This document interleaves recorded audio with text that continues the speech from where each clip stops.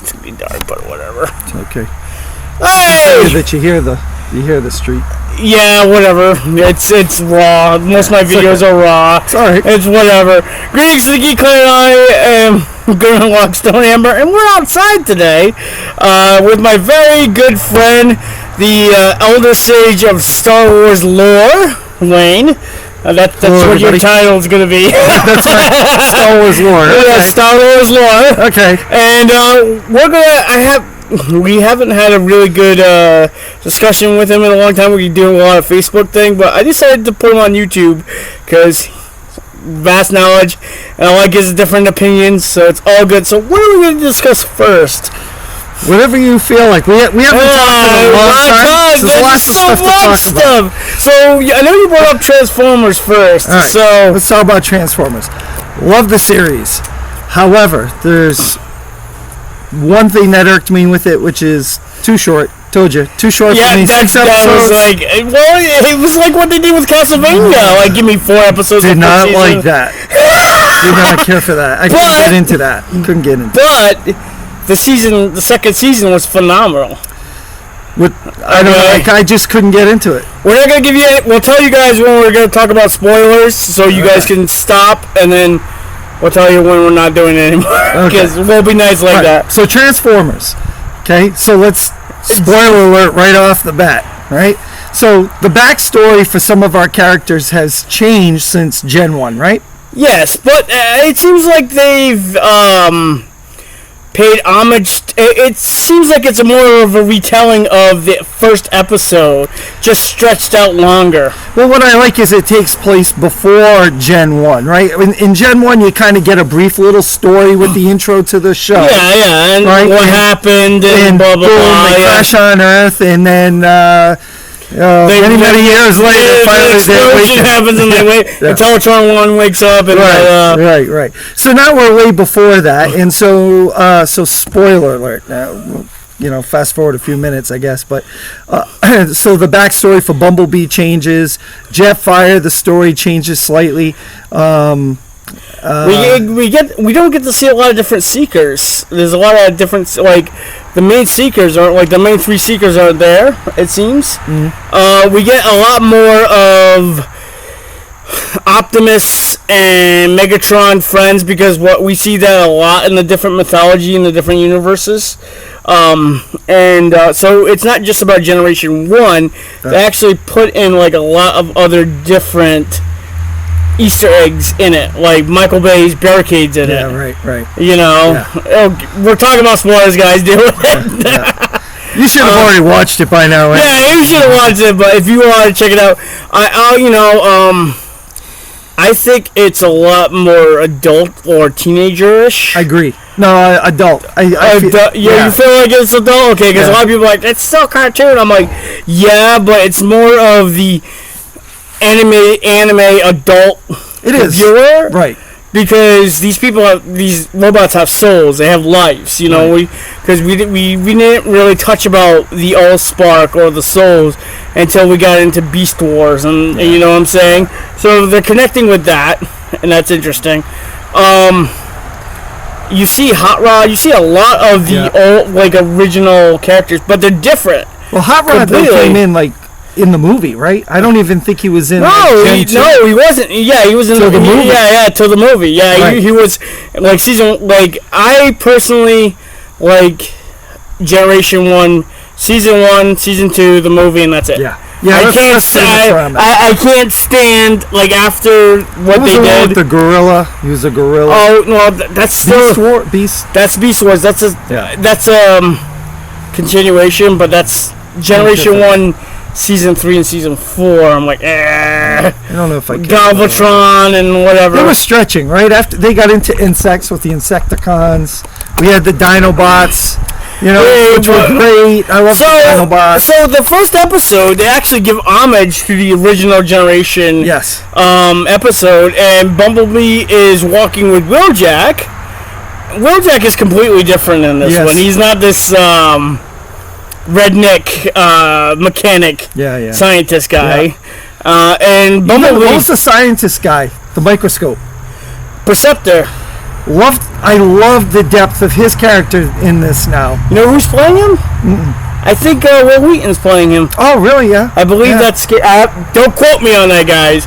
So if you want to correct me, that's fine. But I think Will Wheaton is doing Perceptor. Okay. I'll tell you another thing that kind of had me on the iffy side. Correct me if I'm wrong. But to me, it just seems like they've nerfed Optimus Prime. Optimus Prime was always nerfed. But in this, yeah, I know, but in this series, he is nerfed. But you have to understand, Autobots were not made for combat. No, I get that. That's the thing, and you're going through the Orion Pax storyline when he was a clerk. He was a clerk. He had to pick up the mantle because he didn't like what Megatron was doing. But it feels to me like Megatron could have ended all of this at any moment because Optimus Prime gets whooped every chance he can. I feel like he hasn't got into the leadership. Yes, all right. And I feel like he hasn't learned how to master being the warrior. From the original series, he was already established. Yeah.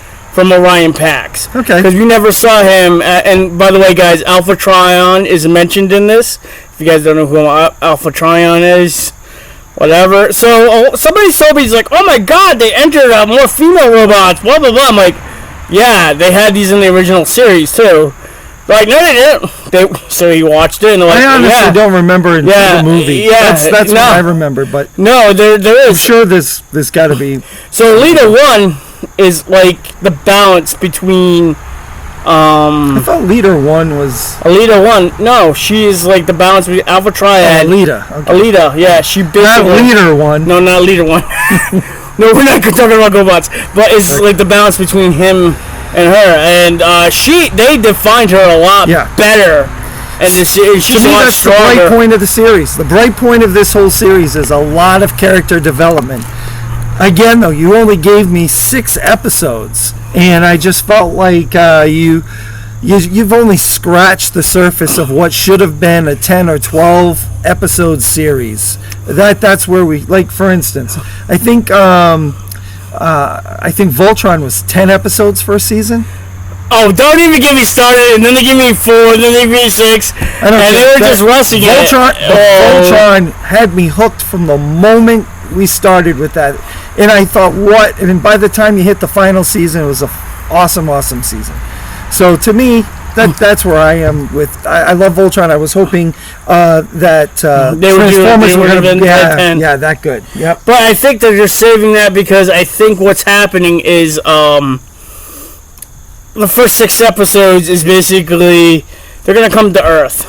Yes. I think we're going to start. That's a good point. We're not on Earth. We're not on Earth. Right. We're not even on Earth. And I think that the point is that we are going back to, like, basically it's episode 1, generation 1, but more, instead of 1 episode, it's like 6 telling the story and stuff like that. As we're talking, I'm having flashbacks to when I watched it. And so it's been, I binge watched that. I think I saw it one day. Yeah, so I was like, Netflix was killing me because it was constantly like, oh, you want to watch this? You want to watch this? I'm like, no! Yeah. Oh, nice. But you know what struck me is, you see buildings like, these are Autobots. Do they need an apartment in these tall buildings? They weren't buildings. So what happened was, the Quinticons built the Autobots and the Decepticons to serve them. Mm-hmm. They had an uprising, and that's what happened. Mm-hmm. We have a little puppy here that's wanting some attention. We got him on. Don't worry about it. It's not the puppy you were looking for. So I think that's why they had those buildings, is because the Quinticons had that, and a lot of people don't understand that. But when you look in the history of the original series, they explain that. Mm-hmm. So it's very interesting to see that, like, and you see the balance between the Decepticons and the Autobots. When they shut down that system with the Alpha Trion thing, did you see Cybertron just went dark? Yes. And it reminds you of the original series when all the Energon was gone and they had to look for Energon. Right. You know? Which was a good part of that story. Yeah. I was liking that whole part of the story. Yeah, and you guys have to watch it because there are some really. They talk about the Guardians. Yeah, so it's nice like homages along the way. Yeah. Maybe not maybe homage is a bad term, but they're hinting that they may go in that direction and give you more history, maybe bring them into the story a little more. Yeah, and it was really good. And I was, because when I was seeing the homage to like the Allspark, the Guardians, Alpha Triad, Elita 1, I was like, I love how they did the Guardians. Yes. Like the Guardians when they come. Yes. Spoiler alert, right? When they come through the mist. Yeah. Right? Yeah. And because and the Guardians are not even the city speakers. City speakers, they haven't even touched about the whole city that transforms into the bases. Yeah, the city speakers. Yeah. They're just talking about Guardians now. Right. So we see the Ark. All right, I got excited about that. I was like, it's the Ark. They talk about space bridges. Yeah. And it's one of the main characters I think they really changed a lot, that really put a good personality, is Ratchet. I think that he was a warrior. He made weapons and stuff like that, and before the war and blah blah blah, and after that he's trying to redeem himself and trying to heal Autobots and Decepticons. He doesn't care. Right. And I thought that was a really powerful. Yep. I liked that backstory. I like we mentioned Bumblebee, because Bumblebee is not the hero that we once knew. Such a when you start out. He's not a wimp either. He's not a wimp. He's not a wimp. Because remember the first one, he's a wimp. He's not a wimp, but what I like is we see his story and how he's going to transform from being very selfish to probably being a leader of the Autobots. Join the cause. But one of the leaders of the Autobots. Because and I like that he could talk. Yeah, because we missed that. Okay, really missed that. And the other thing, what about Jazz? New voice for Jazz. Yeah, and I don't like Ironhide. I miss the gritty Ironhide. I agree. So there are some subtle changes that were but also not all of the Transformers are Decepticons and Autobots. There are some who haven't had allegiances, or there's that half one that I'm not gonna talk about, but it was kind of funny. But we see Shockwave. Shockwave and Soundwave have a rivalry. I love Soundwave. Soundwave has always been one of my favorite. Always. I still have him in his original box. Yeah, I still have. But you see, he's all communication and stuff like that, which makes sense to me. And then Shockwave. The only thing I question is, does anybody know what a tape player is? Because I thought that was a little outdated there. Was he a tape player? He was a cassette player, and all of. I mean the new one. Was he? I don't think he was. I think. I don't know, but when he was a community, he was ejecting laser, the original looking laser beak, and I was like, wow, look at that. So, and they have the Gunnicons too, the ones that transform into guns, which. That was a later season, so there's a lot of good potential. So my theory is, I'm not going to tell you guys the ending, but my theory is that the new season is going to end up in Earth. Okay? And we're going to hopefully it's going to be in the 80s. We'll see. We'll see. We'll see what happens. But I have to say, I hope that Netflix finishes out the whole series. Because what is it, 3 series? Yeah. Yeah. Right. And we've seen a lot of stuff and the Combiner Wars on YouTube, which was amazing. I don't know if you've seen that. No. You should check that out. Mark Hamill is Mark Hamill's one of the bad guys, and you get to see the Dinobots combine. Oh. With Dinobots? Yes, and they have the original voices. Oh, really? To some of the characters. Yes. Nice. So, and that's explaining, and it was awesome. So it was actually pretty good, and I liked it. So I got 2 hammers up on that. So I liked it. I'll give it 1.5 hammers up then, because I just felt like you really teased me with only, I think, 6 episodes. But then, okay. So hopefully there's more to come. All right, we'll talk about the Dark Crystal since they're canceling it. Screw you, Netflix. Yeah, they canceled. But now So there's a great video. I don't know if you ever watched John Campia. He has his own channel. I've been watching him now for about 4 years on YouTube, and he was a big advocate. He really enjoyed that show. That's how I came to know that Netflix had even canceled it. And like him, I feel like that it was very premature to cancel.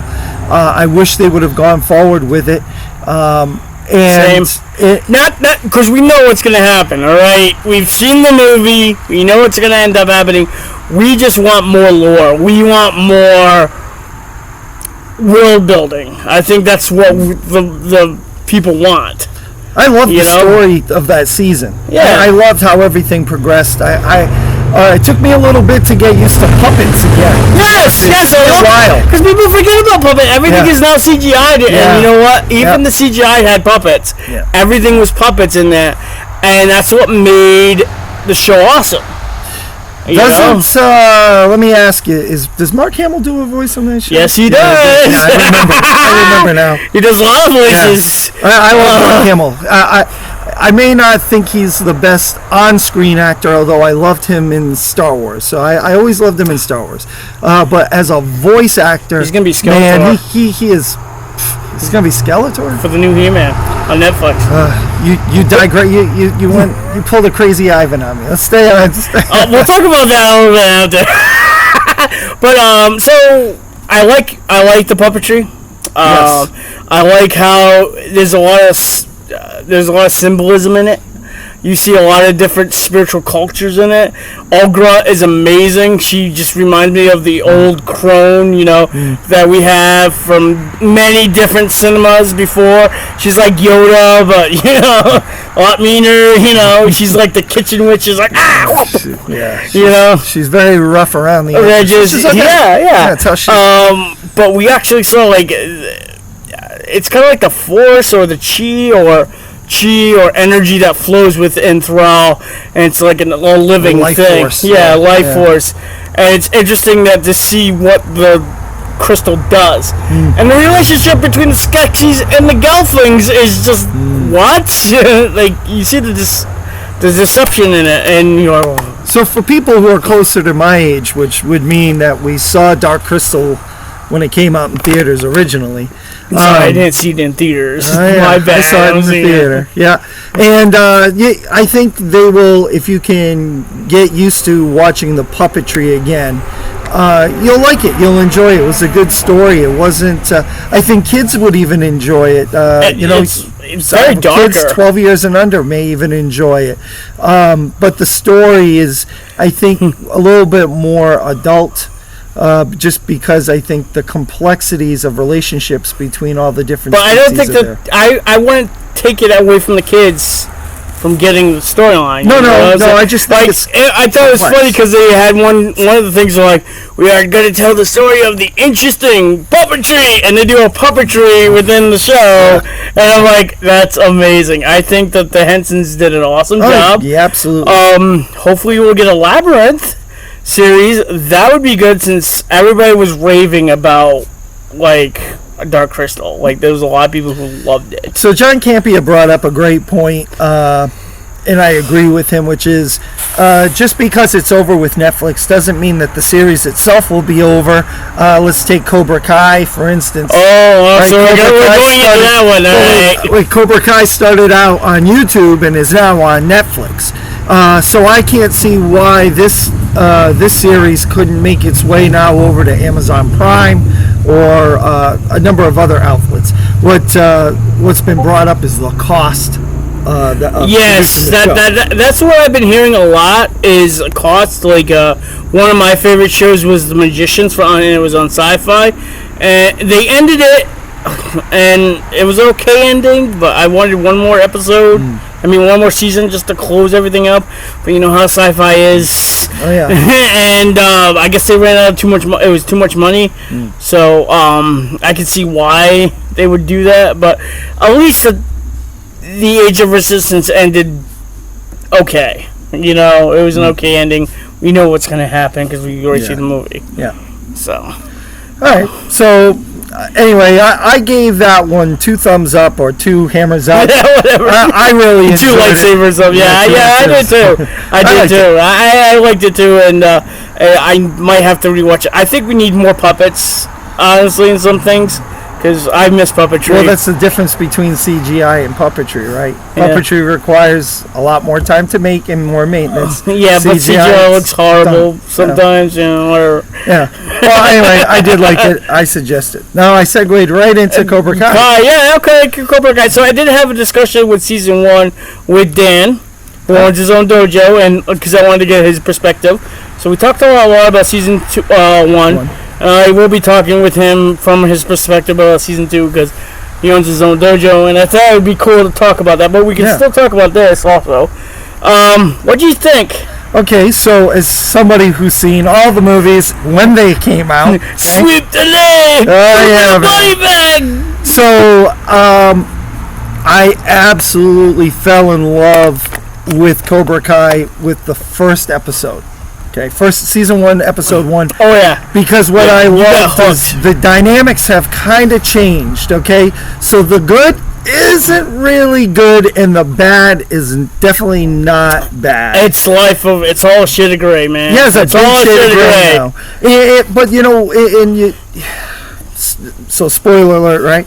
So you have I can't remember the name of the characters anymore. Johnny and... So Johnny is not the bad guy that we learned him to be in the movies, okay? And what I love is that the actor still brings that evil character, kind of that persona into it, because he's been on... It's a tough love, you know? He's been on hard times. Really hard times. Like, everything has fallen... He can't even hang the TV right. Yeah, he gets yelled at by this rich person. He's like, can't even hang the TV right. So everything that could go wrong has gone wrong. What would we say? He kind of lives in the past. He kind of carries his old cars instead of 80s hairband music. Yeah, he dresses like he's from the 80s. This tough guy. Yeah, he's not politically correct whatsoever. Right. So that's cool, and he can still be a jerk. Right, but then he takes on as his own Star Wars terminology, his own little Padawan is the good guy. And if this had been in the 80s, the good guy would have gone to was Ralph Macchio, is that his name? No. What's the character's name? Danny Russo. Yes, Danny. He would have taken him on, and we probably. But it was a different perspective. It was a different time. But that's what I'm saying. Had it been in the 80s. Yeah. Good guy takes on good guy. Bad guy takes on bad guy. Yeah. But now, here we are, more complex story. Bad sensei takes on good Padawan, and good sensei not nearly as good. Because he carries on. He's still holding on to that rivalry. Yeah. He's an asshole. He is a big asshole. Really, you think so? I think so. Yeah, he can be, but I think it's only because he carries the grudge. Yeah, he doesn't let it go, and Mr. Miyagi be shaking his head. I see, like I said before in other videos, I see the balance. I see the yin and yang. Yes. Cobra Kai, and they're just 2 different fighting styles. Yeah. And then that's what I see, and I see like... I wouldn't say fighting styles, yes, but it's also the entire philosophy of how they teach. Yeah. Because... and I don't think that Johnny was the bad guy. I think that Sensei who taught him. Right. Oh, Kreese. Which they get into. Yeah, they which do. Was great. Oh, my God. We're getting more into season 2, but that was great. That was great that Johnny has learned that, let's not say he was brainwashed. I don't want to say that. Well, he was... But he was brought up and raised right, so he idolized him, and so then that's who he kind of became. But once he got older and as he matured, he realized the error of his sensei, and then had a lot of resentment toward him. Yeah, and had a lot of honor and like discipline, and the difference between, yes, you can strike first, but have like honor to it. Yes. Yes. And the interesting thing is that we bring his kid into it, which is interesting. Yeah. And Miguel is a geek who, but we, like I said in the other video, we talk about whatever. Little bug that just flew on the screen. One of the things I was talking about is that this is the generation of electronics, and cyberbullying is a lot different than I'm going to bully you face to face. And they actually address that in the series. Right. And these kids don't have any self-confidence. Johnny actually builds the self-confidence of this a really tough love kind of way. Very tough kind of way. But you start to see characters change, not for the better, it was for the better, but then they just get egotistical like Hawk. So this is why I think this show appeals to both my generation, your generation, and the youngest generation now. Although I don't have kids of my own, I've always enjoyed the movies, but I see a dynamic here with the show, whereas people of my generation, we can understand the parental point of view and the kid's point of view because we've already been there, okay? Yeah. And kids today certainly can see the child's point of view and maybe not understand the parental point of view, which is why I have friends where I'm like, you know what? Why don't you and your daughter watch it and tell me what you guys think? Yeah, because you can see the dynamics here. Well, why it appeals to multi-generations. And let's face it, there's a lot to be covered here. They can still pull from. You got 2 seasons that truly only deal with the first movie. Yeah. Well, no. They dealt in the second season. They dealt with the third movie. The third movie? Yes. Because they were talking about him being Cobra Kai. That he was once Cobra Kai. Yes, they did. Okay. Right. Yeah. But we haven't gotten into... I can't think of her name off the top of my head. Allie. No. Without the blonde. No. No, who was the Karate Kid in Karate Kid 3? Oh, I don't even know if they're going to have her. Okay, but see what I'm saying? Yeah. She could come into all of this, and Hilary Swank. Hilary Swank, who is a phenomenal actress, and I think her big break was actually with Karate Kid 3. The Next Karate Kid. Right? It's called The Next Karate Kid. Oh, is that what it's called? It's The Next Karate Kid. Okay, but nonetheless, Hilary Swank could easily come into this story down the line. Maybe she could be the one that brings those two together to make them understand how they're actually the same. Did you see what happened when he threw the phone? Saw the whole thing. But that was a major spoiler that we just put it. I know. Because I'm going to tell you, I said at the beginning of season 2, we're building up to bring in that character. Oh, yeah. I could see it coming a mile away. Yeah. And, of course, they end the whole series on that. So what we're talking about is Allie, right? Allie, we're talking about Allie. So Allie has not come into season 2. They reference her in season 1. They reference her again in season 2. And in season 1 and season 2, they get along. In one of the episodes, they finally resolve things, and then next thing you know, crap hits the fan again. Yeah, so things happen in there, kind of butting heads yet again. And even as a viewer, you get frustrated because you're like, geez, if you just could communicate a little bit. Then we would have a good story, That's right. But, to bring Allie into the whole thing, and I'm anxious to see if they'll bring her in because she still plays a role on The Boys. Yeah. Have you watched that yet? Yeah. Okay, we won't go into that, but she played her. I don't know if she'll... Oh, The Boys. No, I haven't seen that yet. I heard it's really good. Oh, yeah, very, very good. For a completely immature audience. Definitely not for kids. It's like Watchmen, but, worse. No, it's way more. It's worse. It's way more. But anyway, it's definitely rated R. But anyway, I digress. I'm trying to think of her name, too, and for the life of me, I can't think of her name. But anyways, so you have a lot of dynamics in the storylines, and the season 2 just made it better. You get more depth. Yeah. But at the end of season 1, you get the old sensei going like this, and he's a dick. And, a lot of macho, post-traumatic stress you can see within the character. Right. From Vietnam. You can see that a lot. Oh, yeah. And he focuses it on the younger kids and stuff like that. And it's just like... But we don't know. So what I'm curious to see is they dig a little bit more into his past.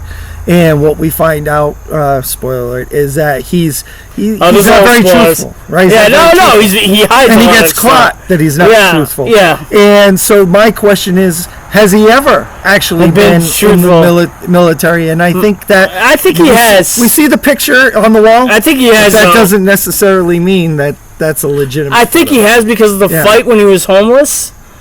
Was kind of like a PSD kind of moment. Right, that's true. Yeah, so I have a feeling that he did go to Vietnam, and he in whatever. But I think that some of the like his heroism in Vietnam, I don't think actually happened. And I think he got really messed up. Well, you bring up a good point, which is maybe the way the entire series ends is that nobody's really black or white. No, everybody's gray. Yep. Everybody is gray. Everything's gray. Everybody's got a reason for who they are. Yep. Right? Yeah. But anyway, I think kids, teenagers, 12 and up, are going to like the series. I think any adult age 52 and under may like. I'm not 52. Anybody 52 and under would also enjoy it. I'm not 52. I'm not. And I'm not older. But I don't think. We're elder geeks, man.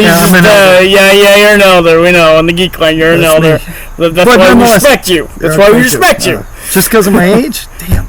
No, well, because you have a lot of wisdom and certain aspects of fictional things. I've got a lot of experience, life experience. Yes, live experience. And somebody watched the pre-CGI.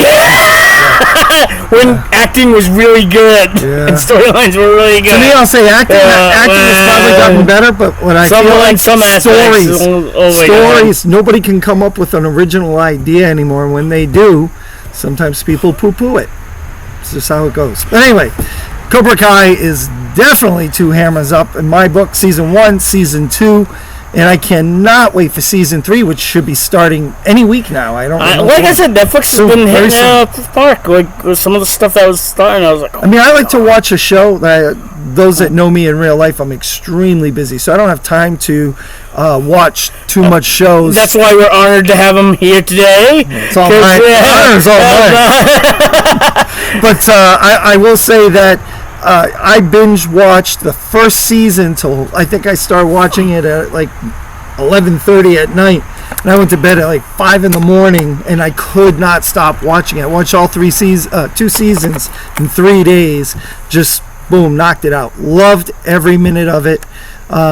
So yeah, definitely give it a chance. And if you're one that has kids, or if you're somebody who's younger and you're still living at home, try watching it with your parents. Well, watch it with your parents and like just check it out. Yeah, it's a family show, I think. Thank you for having me. Thank you for coming on to the channel. Yeah. Like and subscribe and share, guys. We will have you on more. I hope so. I always enjoy talking to you, Tim. You know, because I like the different aspects we got. There's one of them, I have to talk to my buddy. We're talking about Back to the Future, and he didn't like it. Really? Really? So we're having because I like to hear the other opinions also, not just the positive ones. I'm also going to be talking about He-Man, and I know he liked it, and I hated that movie. Yeah, I didn't care for He-Man either. Oh my God! But Adventures in Babysitting, did you like that? That was actually quite interesting. Yeah, the whole thing of Thor and Elizabeth Shue. That's what I was trying to. To this day, that was Karate Kid. Elizabeth Shue is Allie. Oh really? Yeah. Yeah, and then he went to Thor to Kingpin. So yeah, that's right. No, Elizabeth Shue. I still have a crush on her. Oh my God! Oh God! Now she's great. So if you say hello, go ahead and just whatever. Say hi to her. She's not gonna see just like whatever. Okay. Hey, you never know. You never know. Yeah. So thanks for watching, guys. We will talk to you later. More videos to come out soon. I heard that there's a new comic book store I have to go check out in Central Falls, I think. So I gotta go check out that and probably have a video on that. And more things to come, guys. So thank you for watching. I'll talk to you guys later. Bye.